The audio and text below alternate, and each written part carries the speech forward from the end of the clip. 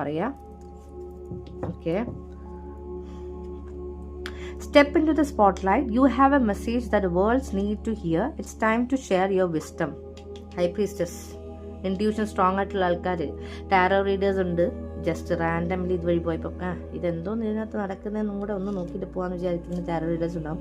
ഇല്ല, അപ്കമിങ് വരാൻ പോകുന്ന ഫ്യൂച്ചറിസ്റ്റിക് ആയിട്ടുള്ള ടാരോ റീഡേഴ്സ് ആയിരിക്കും നിങ്ങൾ. സോ നിങ്ങൾക്ക് സ്പോട്ട്ലൈറ്റ് ഉണ്ട്, നിങ്ങൾക്ക് പറയാൻ അല്ലെങ്കിൽ നിങ്ങൾക്ക് ഷെയർ ചെയ്യാൻ വിസ്ഡം ഉണ്ട്.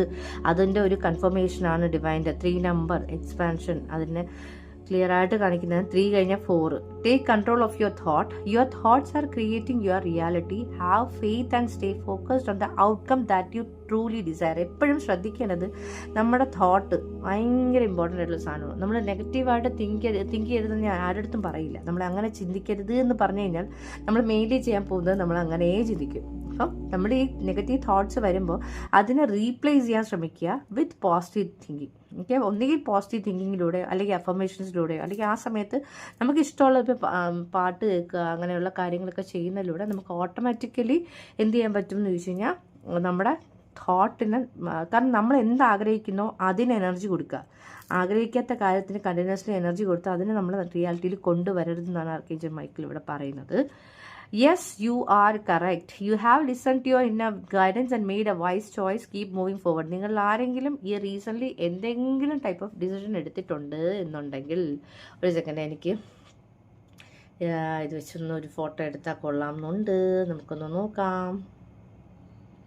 ഓക്കെ, അപ്പം നിങ്ങൾ കറക്റ്റാണ്. നിങ്ങൾ നിങ്ങളുടെ ഇൻറ്റ്യൂഷനെ ട്രസ്റ്റ് ചെയ്ത് എടുത്തിരിക്കുന്ന ചോയ്സ് അല്ലെങ്കിൽ എന്താണ് നിങ്ങൾ ചൂസ് ചെയ്തിരിക്കുന്നത് വളരെ കറക്റ്റാണ്. അങ്ങോട്ട് അതിലൂടെ മുന്നോട്ട് പോകാനാണ് പറഞ്ഞിരിക്കുന്ന divine. Stay the course, don't panic, you are not on the wrong path. Again എൻ്റെ കൺഫർമേഷനാണ്. നിങ്ങൾ ആർക്കെങ്കിലും നിങ്ങൾ ഇപ്പം റീസെൻ്റ്ലി എന്തെങ്കിലും ഒരു ഡിസിഷൻ എടുത്തു മുന്നോട്ട് പോയി, പക്ഷേ ഭയങ്കര ഡൗട്ട്, ഈശ്വര ഇതിപ്പോൾ എന്താവോ എന്തോ, ചെയ്ത് തെറ്റാണോ, എന്തെങ്കിലും പ്രശ്നമാവോ എന്നൊക്കെ ഉള്ള രീതിയിൽ കൺഫ്യൂഷൻ ഉണ്ടെങ്കിൽ കൺഫ്യൂഷനേ വേണ്ട. അത് റോങ് പാത്ത് അല്ല. You are just having A ബംബി start.